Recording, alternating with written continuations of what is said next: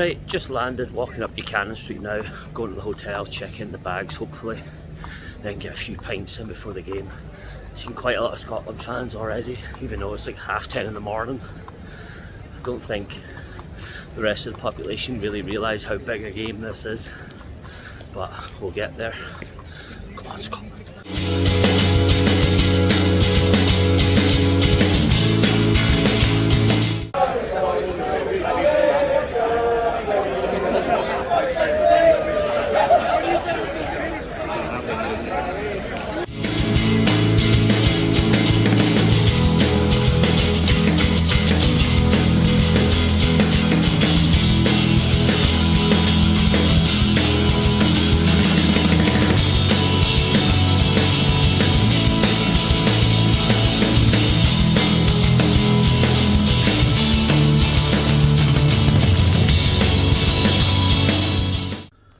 Okay, ladies and gentlemen, it is nearly time to leave for Hampden. We have the hospitality package, so hoping to get there by 5 p.m. just so we can get our limited free drinks and food. It is long to go. Yes, I am lying down in the bed because I thought this was a better angle, but I realised I look like I've got 9 chins, so I'm going to change it just so I look like I'm an extra member of One Direction. But it isn't long now to go before we get there. I'm really nervous, to be fair. It's going to be a very, very long 90 minutes. Hope it doesn't go into extra time, still my heart doesn't take it. But if we have to, we have to. Good luck to Scotland and all the players that are going to play today. I have been chatting to a couple of Ukrainian people today and they all seem up for the game. They reckon they've got this. Chatting to a lot of Scottish people, they reckon they've got it as well. If you want my opinion, I'm very nervous because I think if you were to play this game back in March, it might not have went in their favour. I'm really hoping the fact that they're not going to be fit enough to play. I'm very aware that the rest of the world want us to lose today, but at the end of the day, is it where do you draw the line? Because if we let them win, Wales have to let them win, England have to let them win, so the USA and Iran, and basically like it doesn't stop at that point. I was chatting to a couple of guys in my comments in the last video. You can check it out by checking the channel, and he was like, they don't want handouts, they want a fair game, and I completely respect his opinion. At the end of the day, sport and politics and war have all got to be separate. This is all about football and honour in the sport. This isn't about handouts, it's all about a fair game. So let's go Scotland, come on. I'm really, really nervous. I will see you at Hampden.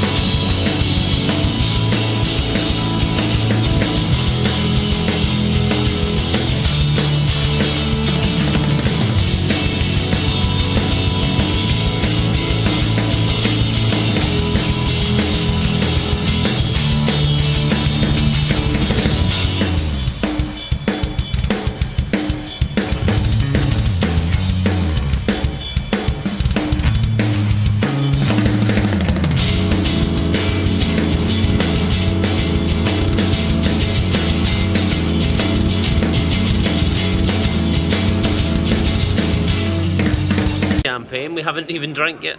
Ching ching. It's ching ching. Come on Scotland. Come on Scotland. We don't need to build this one up tonight. I think we know what this game means for Scotland. We know what this game means for Ukraine. The backdrop to this we've been speaking about for weeks and months. And the serious aspect of it, let's put it to the side for a minute. But how do you think, if in any way, this is potentially going to affect these players going into this game tonight? Like Stephen, let me ask you about that first, and within that as well, how will Steve Clarke approach it, given your knowledge of the background staff? I think he'll approach it like he's approached all games recently. I think that he's built up a fantastic rapport within the group. He has a clear way of playing. You know, he's been very reliant on the back three, which I don't imagine he'll change again tonight. It's brought good success, and I imagine there'll be many surprises tonight. I'm very confident about this tonight. I really am. I Who's think feeling confident about this one? Yeah? Who's a wee bit nervous like me? Yeah, a couple of us about. Robbie, what's your take? By the way, you thought we could have spared an extra mic. I know, One between two. I think it'll be, as soon as the players get on the pitch, they'll be fine. You know, it's the build up to it's difficult, but I think you can see already that since Steve came in, the spirit of the national team is unbelievable. You know, me and Stephen played, I was hanging about the background. It was quite a dark place to be. You know, it was atmosphere wasn't good, but you see here today, it's absolutely brilliant. You know, the build up, driving up to the stadium, and I think when the players go out on the pitch, they'll be right up for it. You know how tough that is to do at club level when you're seeing those players every single day, and what we've achieved this season with Hearts has been amazing. Well done for that, by the way.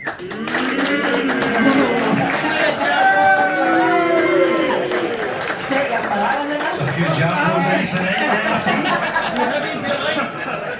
And Hearts fans, Scotland supporters club in force. But how difficult is that to do? How difficult is that to create that kind of culture? A, when you're not seeing them as often, and B, so quickly. I think the consistency of selection is massive, to be honest with you. You know, we had a couple of players I thought might get in it because Steve's so loyal with the players, and to be honest, that's the reason you have that group spirit about them. You can see, and also winning games helps. You know, Yeah. winning consistently and getting the big tournaments, getting to games like this and the build up, the team come together. So I know I've spoken to a couple of guys that we've got at Hearts within the group. There's some atmosphere in here, and I'm very much looking forward to the game. Right, on that note, have you guys seen the team? Yeah. Right, so you know the sort of major, you know the kind of major talking points then. Two strikers, we've got Che Adams and we've got Lyndon Dykes. I'll get to the changes, the Aaron Hickey in just a second, and then Cooper coming in. But what's your take on two strikers and the way that Steve Clark's clearly going for that sort of intense attack tonight? And it's unusual for him actually going for two, isn't it? Yeah, and I think there'll be a valid reason for it. You know, I've not studied the Ukrainian team, but you know, whether or not it's that they don't particularly well defend cross balls, there'll be a tactical reason that Steve has gone with the two strikers. You know, in recent games he's played a 3-4-3 with the two inverted in behind the main striker, but I would think there'll be a real tactical reason why he's reverted back to the two strikers. Robbie, were you still there whenever Aaron?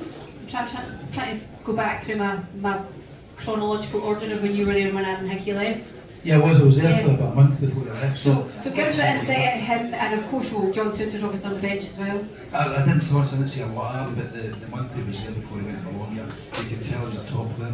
We tried really hard to keep him, but he was coming to the end of his contract the following summer, and the offer was decent, so we had to take it. But I think he'll be, you know, right side, left side, centre half. Actually, he can probably centre mid, and I think he'll be a guy that's going to get a lot of caps for Scotland. Okay, I hate to ask predictions, but I think it's only fair. What's going to happen tonight? I'll ask both of you. I don't really care as long as we get through it. I'll take a scrappy 1-0, I'll take 10-0. As long as we get through, we're going to next game in those ways. I don't think any of us can handle penalties. I mean, is that fair? Fuck off. Okay. Can't deal with that, man. Stephen? A 3-1 for us tonight. A 3-1. Listen, thank you very much to both of you, Robbie and Stephen. Enjoy your night tonight, enjoy the game. Gordon just saved one right off the line there. We'll take that all day long. It looked like it was gonna, it really did. Fair play to him. Dived right on top of it, done a good job. Still 0-0, come on Scotland.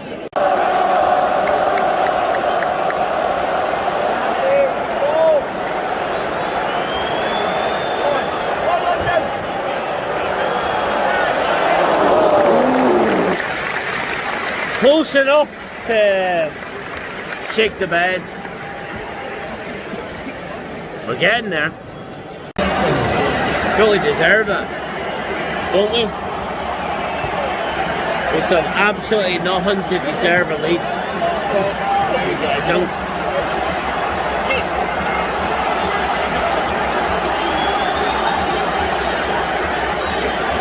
We're letting them win.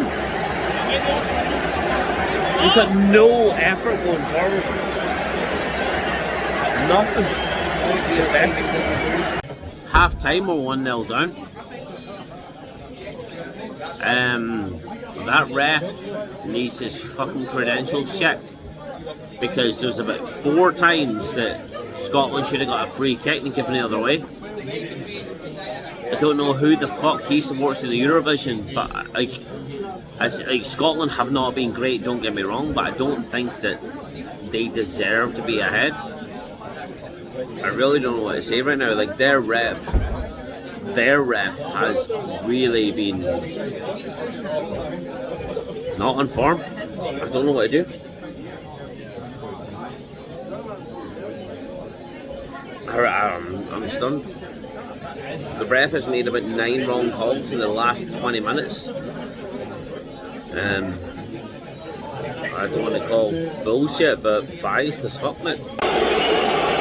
69 minutes, 2-0 down to Scotland.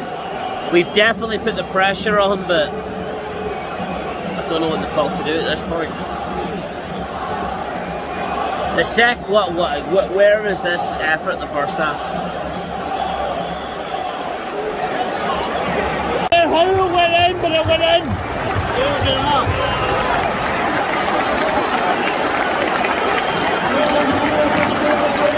We got what? 12 minutes? 12 minutes. I don't care how it went in. They said it went in, so we'll take it.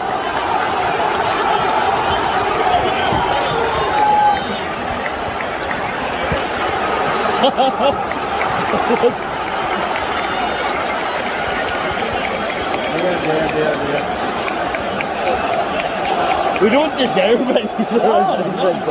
See, I've nothing like it. Scotland! Scotland! Scotland! Shiting myself. Minutes on the clock till extra or injury time, or what the fuck you want to call it. We're 2-1 down. If we played the whole way we played the second half, it does go to extra time, but we still need to get a goal from somewhere. Nah, mate, it's shite in my bags, like. That's it. It's over. Substitution for Ukraine, Professor number 6, Thomas Stepanenko, and he's replaced by number 5, Serhii Sadorchuk.